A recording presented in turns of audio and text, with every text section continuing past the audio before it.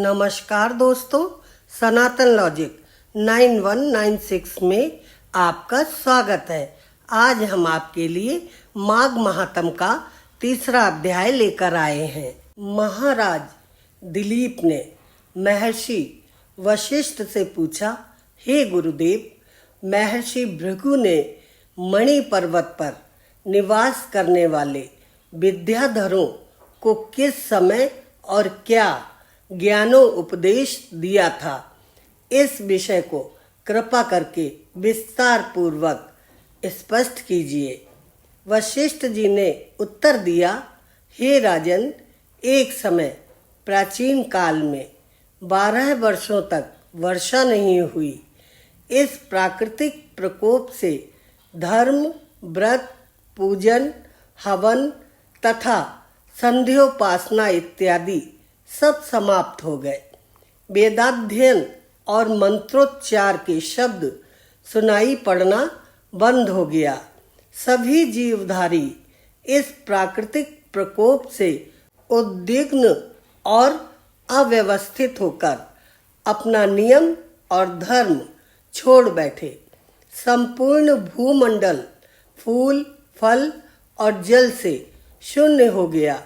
उस महा अकाल के समय में पृथ्वी के अनेकों भागों में पानी का भी अभाव हो गया था। हे राजन, पृथ्वी और प्राणियों की ऐसी दुर्दशा को देखकर महर्षि भृगु अपने शिष्यों सहित हिमालय पर्वत में कैलाश पर्वत के पश्चिमी छोर पर मणिकूट नामक शैल शिखर पर गए। यह शैल शिखर स्वर्ण, रत्न तथा मणियों का अजस्त्र भंडार है। पर्वत की उपत्यका में श्वेत और नीले पत्थर की शिलाएं हैं। उन नीली शिलाओं के नीचे से झांकती स्वर्ण भंडार की रेखाएं काले बादलों में बिजली की रेखाओं जैसी प्रतीत होती हैं। श्वेत पर्वत स्थान स्थान पर पहाड़ी फूलों, फलों, औषधियों तथा जड़ी बूटियों की उपस्थिति के कारण ऐसा प्रदीप्त हो रहा था मानो साक्षात चंद्रमा ही है। पर्वत की तराई में यक्ष और किन्नर गायन कर रहे थे तथा शिलाखंडों ने आगे कहा, राजन, यह पर्वत 36 योजन ऊंचा है और शिखर पर इसकी चौड़ाई 10 योजन है। अपनी मूल स्थिति में यह पर्वत 16 योजन है। इस पर्वत पर हरिचंदन, देवदार, मंदार तथा अर्जुन वृक्षों का बाहुल्य है। लवंग और जायफल के वृक्षों से युक्त यह पर्वत लता युग्मों तथा निकुंजों से आवेष्टित है। यहाँ पर सदैव ही फलों और पुष्पों का बाहुल्य रहता है।